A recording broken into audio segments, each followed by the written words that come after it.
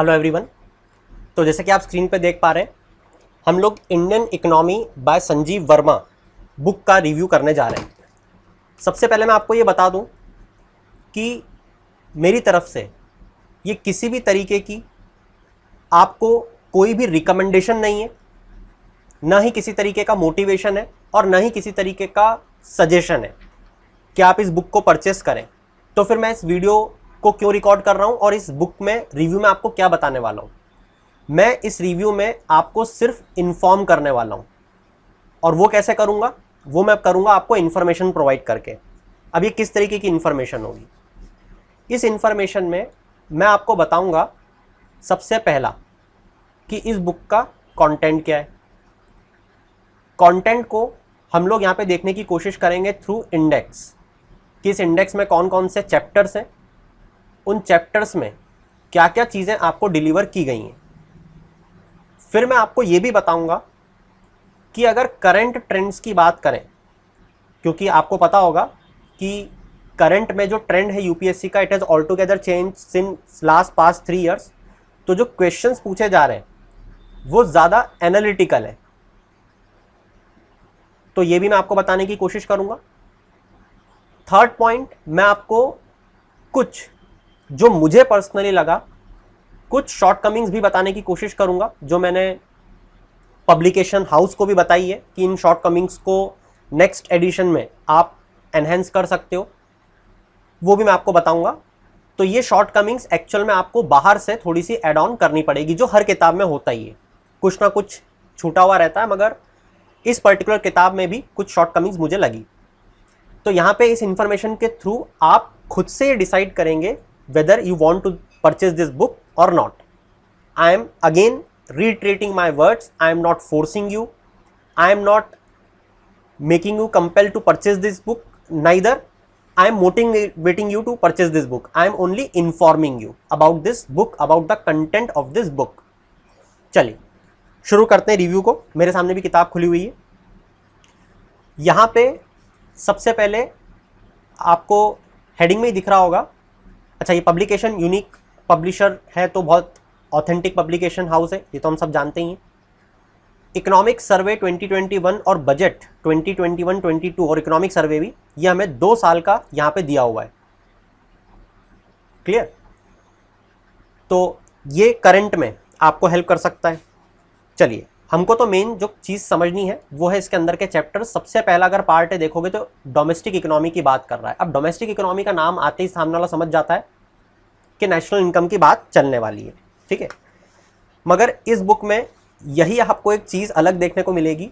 आपको हर बुक में national income का चैप्टर, नेशनल अकाउंटिंग का चैप्टर, या हो सकता है ग्रॉस डोमेस्टिक प्रोडक्ट, ये चीज़ें लिखी हुई दिखे हेडिंग में, मगर आपको यहाँ पे हेडिंग देखने को मिलती है डोमेस्टिक इकोनॉमी, जो मुझे बहुत अलग लगा।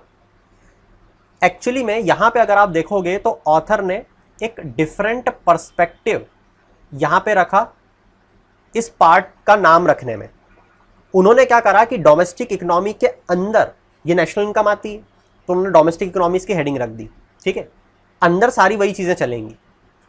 तो ओपनिंग होती है पार्ट है डोमेस्टिक इकोनॉमी की, आउटपुट ऑफ एन इकोनॉमी से। अब आउटपुट का मतलब क्या है? यही नेशनल इनकम, यही जीडीपी है ना।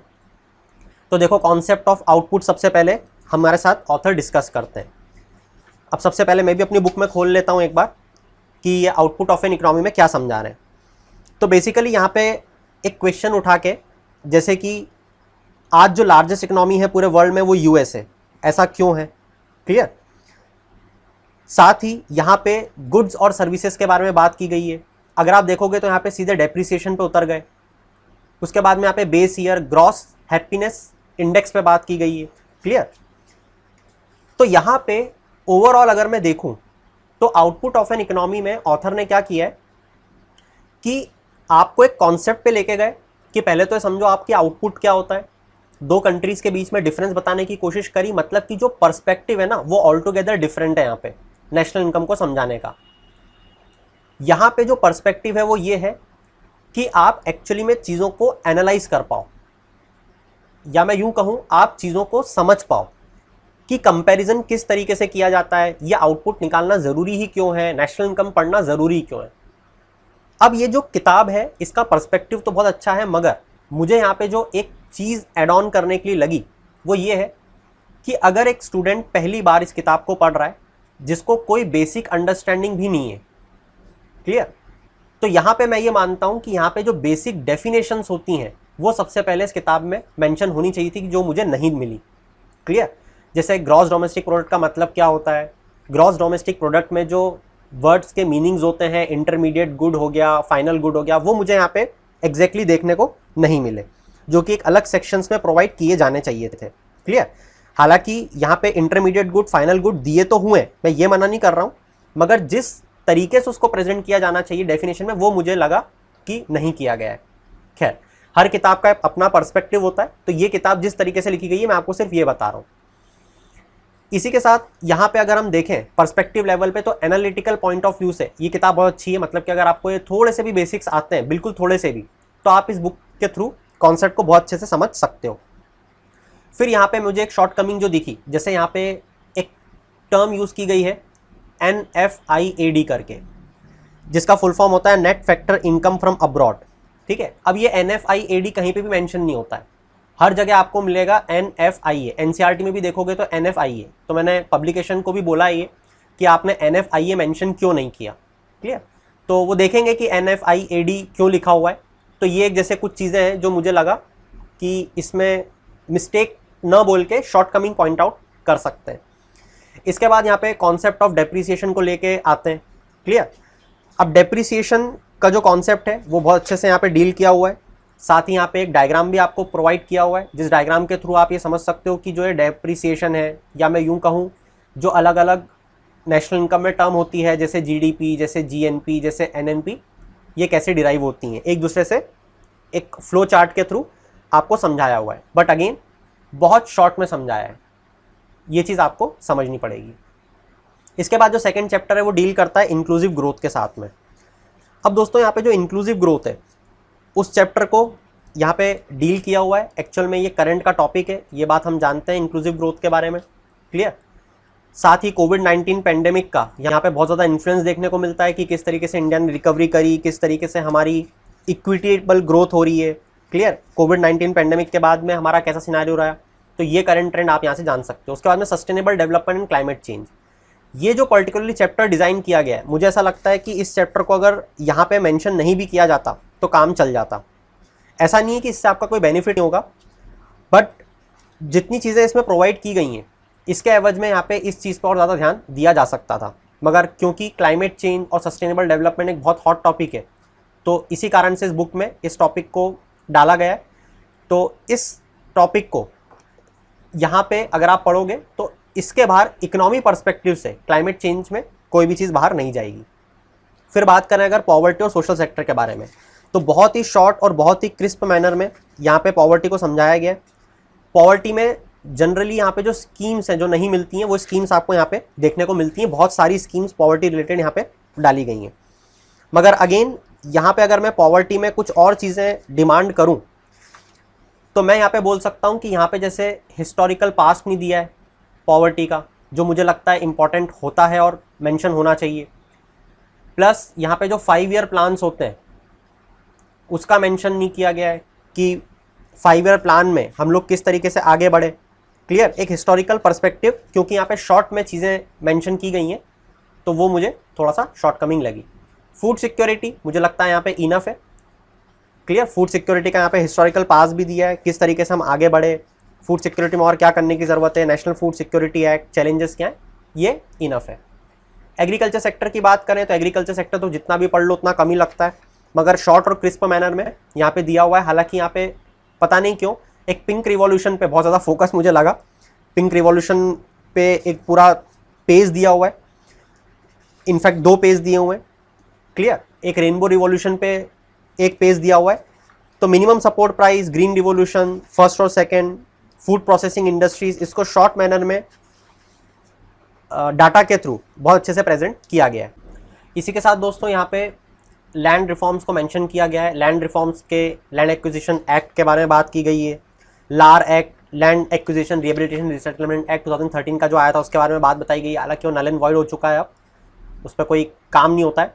तो एक चीज़ मुझे ये भी लगी, यहाँ पे कुछ नल एंड वॉइड चीज़ों को भी मेंशन किया गया है और मेंशन नहीं किया है कि नल एंड वॉइड हो चुकी है या इसके लिए हम क्या रिफॉर्म कर रहे हैं। जैसे एग्जांपल के तौर पे मैंने अगेन पब्लिकेशन को एक चीज़ बताई है कि जैसे आगे चल के एक्सटर्नल सेक्टर में मर्चेंडाइज एक्सपोर्ट इंडिया स्कीम यहाँ पे मेंशन की गई है, मगर अब हम जानते हैं कि MEIS को रॉड टैप में कन्वर्ट कर चुके हैं, तो वो यहाँ पे मेंशन नहीं है, तो वो मुझे शॉर्टकमिंग लगी।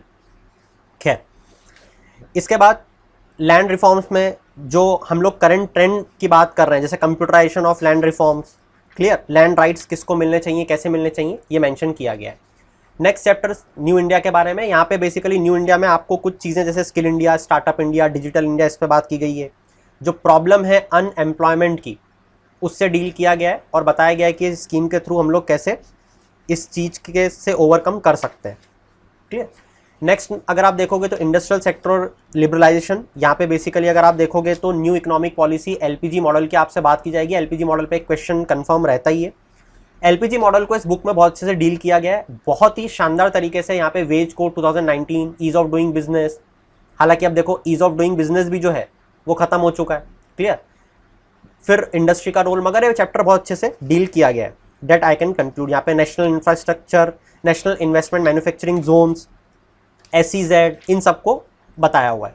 फिर इंफ्रास्ट्रक्चर डेवलपमेंट पर अगर हम लोग मूव ऑन करें तो यहाँ पे आप देख सकते हो कि इंफ्रास्ट्रक्चर को भी जैसे रोड, अर्बन, टेलीकॉम, मतलब शॉर्ट में अगर आपको जल्दी से ख़त्म करना है इंफ्रास्ट्रक्चर, जो कि बहुत इंपॉर्टेंट होता है, उसको आप कर सकते हो। यहाँ पे स्कीम्स भी बताई हुई हैं जो आप हर जगह स्कीम्स को कोट कर सकते हो, क्लियर। एनवायरमेंटल इम्पैक्ट भी बताया हुआ है, रीजनल कनेक्टिविटी, मतलब कि इंफ्रास्ट्रक्चर चैप्टर भी बहुत अच्छे से यहाँ पे डील किया गया है। इसके बाद में इन्वेस्टमेंट मॉडल की अगर हम लोग बात करें तो इन्वेस्टमेंट मॉडल में जैसे जो मेजर होते हैं उसको छोटे छोटे में दिया हुआ, जैसे वायबिलिटी गैप फंडिंग हो गई, जैसे स्विस मॉडल हो गया, जैसे हाइब्रिड एन्युइटी मॉडल हो गया, क्लियर। मगर यहाँ पे कुछ मॉडल्स अगेन छूटे हुए हैं, बट क्योंकि बहुत शॉर्ट में कवर किया है तो अच्छे से कवर किया हुआ है, मगर हाँ बहुत इलेबोरेट मैनर में आपको यहाँ पे वो चीज़ नहीं मिलेगी इन्वेस्टमेंट मॉडल्स में, ठीक है। हार्डली 4 पेज में पूरा इन्वेस्टमेंट मॉडल्स को कवर किया है। इसके बाद में अगर हम बात करें, शायद यहाँ पे कुछ चैप्टर छूट गया है, yes there are certain chapters which I left, actual में थोड़ा सा आगे हो गया, चलिए यहाँ रहा। नेक्स्ट है इंटीग्रेटेड एनर्जी पॉलिसी 2031-32। यहाँ पे जो पावर सिनारियो है, क्योंकि डेवलपिंग कंट्री के लिए पावर बहुत ज़्यादा ज़रूरी रहती है, तो यहाँ पे पर्टिकुलरली फोकस किया गया है स्कीम्स पे जो बहुत इंपॉर्टेंट होती हैं, है ना। एक कंसाइज फॉर्म में आपको मिल जाएंगी और 3 पेज में इंटीग्रेटेड एनर्जी पॉलिसी बहुत अच्छे से कवर किया है। इसके बाद में अगर हम लोग बात करें गवर्नमेंट फाइनेंसेस के बारे में, जो कि बात करेगा आपसे फिस्कल पॉलिसी के बारे में पूरी ओवरऑल, तो फिस्कल पॉलिसी में बहुत ही शॉर्ट और क्रिस्प मैनर में अगर कवर करना हो तो इस बुक में दिया हुआ है। यहाँ पे जैसे direct indirect tax, government budget कैसे बनाती है, रिसीप्ट्स क्या होती हैं, है ना, अकाउंट्स क्या होते हैं, रेवेन्यू डेफिसिट का मतलब क्या है, स्पेशल ग्रांट्स क्या होती हैं, 4-4, 5-5 लाइन में इसको कवर किया हुआ है, ठीक है। ब्लैक मनी, तो जिसको शॉर्ट में ओवरऑल मैं इस बुक का अगर एक रिव्यू करूँ तो शॉर्ट और क्रिस्प मैनर में थोड़ी सी चीज़ों की अगर समझ है और शॉर्ट एंड क्रिस्प मैनर में इकोनॉमी खत्म करनी है तो इस बुक को रेफर किया जा सकता है, क्लियर। मगर हाँ, जो एक अंडरस्टैंडिंग होती है बहुत अच्छे से, वो इस बुक से डेवलप हो पाएगी for competitive exam, that I am not assure of. क्या इसके बाद में reserve bank of India monetary policy committee यहाँ पे अच्छे से डील की हुई है, आप इस बुक को रेफर कर सकते हैं। बैंकिंग में अगर मैं बोलूँ तो जो नए इनिशिएटिव जैसे payment bank, small finance bank, land bank, इन सबको डील किया गया है, ठीक है। Schedule, non schedule, priority sector lending, सारी चीज़ें शॉर्ट में अगेन बताई हुई हैं। तो इस चीज़ के थ्रू आप बैंकिंग सेक्टर को भी डील कर सकते हो। अब सबसे ज़्यादा जो मुझे क्वेश्चन पूछना है पब्लिकेशन हाउस से वो है इन्फ्लेशन पे। इन्फ्लेशन में आपने क्यों टाइप्स ऑफ इन्फ्लेशन को कवर नहीं किया, इसके बिना आप मनी सप्लाई नहीं समझ सकते अच्छे से, जैसे स्क्यूफ्लेशन, स्टैगफ्लेशन, ये बुक में मेंशन नहीं है, क्यों नहीं है मुझे नहीं पता।